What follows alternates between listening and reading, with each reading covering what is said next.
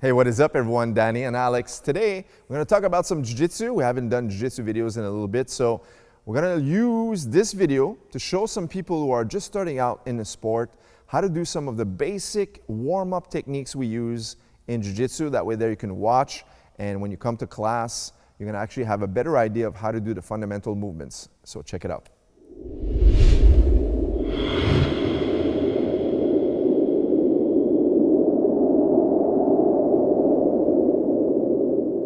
Okay, so the first technique we're going to look at is bridging. All right, bridging is going to teach you two things. Number one, how to use your legs to elevate your hips.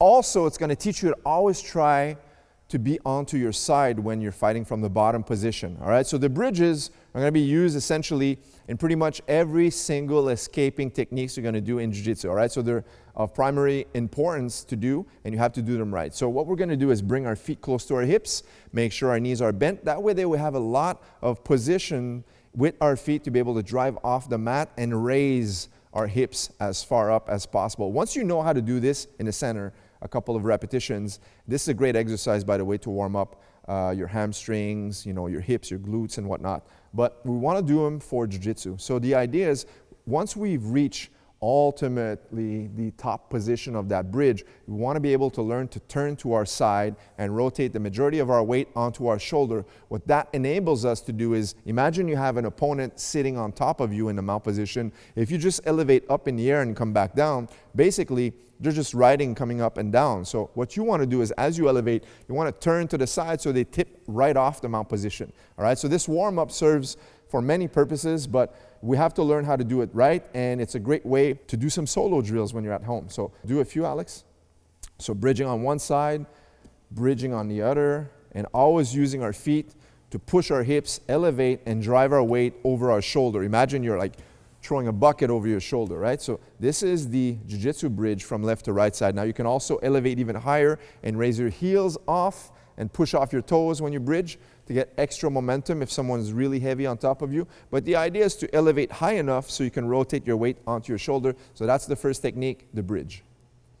Okay, secondly, we're going to look at another very essential movement that we have in jiu-jitsu. That is the hip escape, all right? Also referred as the shrimp. Why? Because when we turn to the side, it almost looks like we're doing the motion of a shrimp. We look like a shrimp at the end of the motion. So what we're doing here is basically always imagining you're moving away from an opponent who's just on top of you, such as in side control, for example, and you want to create distance. So you can't just push the person away or ask them to move away. You have to move yourself underneath them. So the shrimp is going to enable you to create distance using your hips and pushing off your feet. So the first movement we're going to do is 2 feet pushing onto the mat. So as Alex does his shrimp, he uses both feet to push his hips away. All right, so every time you push, make sure you elevate your hips almost on the same line as where your shoulders were. Watch this, freeze. See where his hips go up, and then he returns and brings them back on the opposite side. Now we can also do the shrimp with only 1 foot. That means the opposite leg, the side where you're shrimping, is going to be fully extended. Go ahead.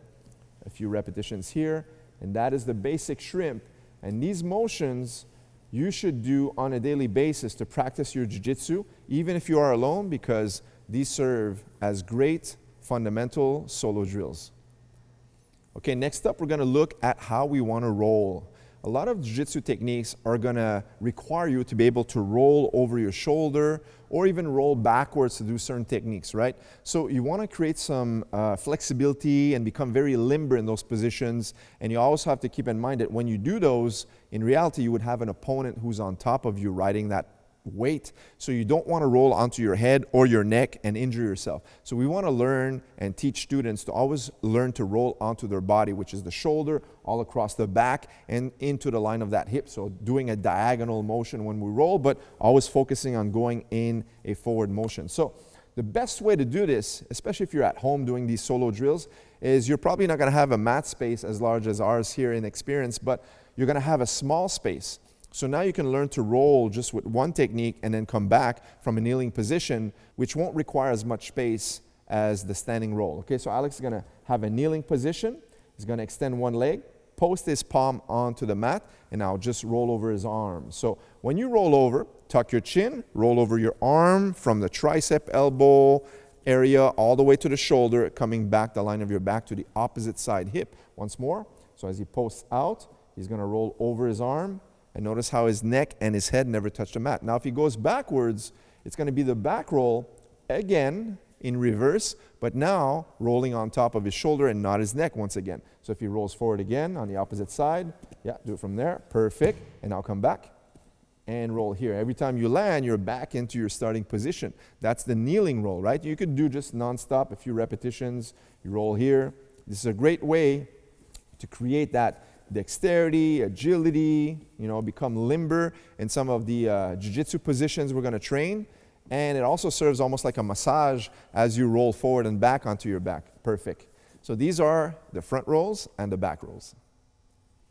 Okay, the next one we're going to talk about is the technical get-up. Basically, sometimes we do break falls, stand up and base, but today I'm just going to focus on how to stand up correctly. All right, so Alex, you'll be on the side, and what we're going to do is just place your hands on the mat. Show them how you want to elevate up and extend your foot behind you. And that is the technical get-up. Basically, you're standing up into a base position, so that way there you're ready to defend. All right, so if he has a seat again, he's going to go to the opposite side now, on this side, yeah, and now stand up into a base position. And now we can do this as an exercise and just go back and forth. So Alex is going to rock and then just stand up in base, have a seat, rock back, and then stand up in base, and then have a seat once again. And we're just returning into our position each time. And usually during our warm-ups, we'll do these for a set amount of time or a set amount of repetitions. It's a great form of exercise, but also serves to teach you when you're starting out in jiu-jitsu how to properly stand up in base, which is super important for some of the techniques we practice. All right, the last one we'll discuss is a little bit more advanced, but I wanted to share this because this is great. If you're starting out, sometimes it's good to practice some of the more advanced variations of movements we're going to use in jiu-jitsu to increase your own flexibility, all right? So the back flexibility, if someone's trying to pass or guard, a lot of times they're gonna use your legs and just drive your legs over your head, and then you'll be folded in half, all right? They're gonna use those stack and pressure passes. So you wanna develop that flexibility into your hamstrings as well as your back without having to put any strain whatsoever on your neck. So you wanna learn to always roll onto your traps and your shoulders, upper back area. That way there you can always protect your spine. So Alex, you're gonna do a few repetitions of the inversions or side rolls. So from here, what we're going to do is we're just going to lean to one side by hiding our hand behind our back, and now we're going to invert, and notice how the head is always pointing towards the camera, and now he comes back into a seated position but returns to the opposite side to bring his hand behind his back, and now rolls over and then comes back. Do one more. So from here, this is the inverted roll. Once again, hide your hand, bring your head in front, and roll over your shoulders. Now, at home, you're going to be able to do this solo, but I'm going to share a little trick you can do, and we're actually going to use the wall behind us.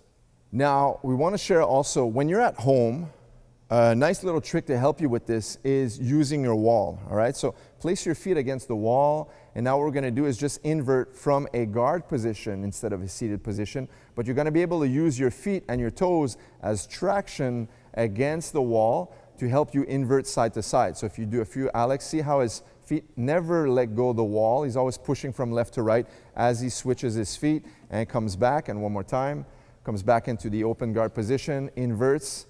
And this is a good point of reference to help you with those rolls.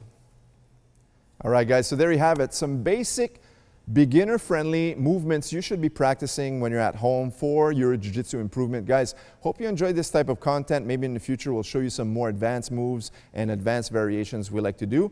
And don't forget, if you are new here, please subscribe to this channel for more videos just like this one. Leave us a thumbs up, and we will see you in the next video. Take care.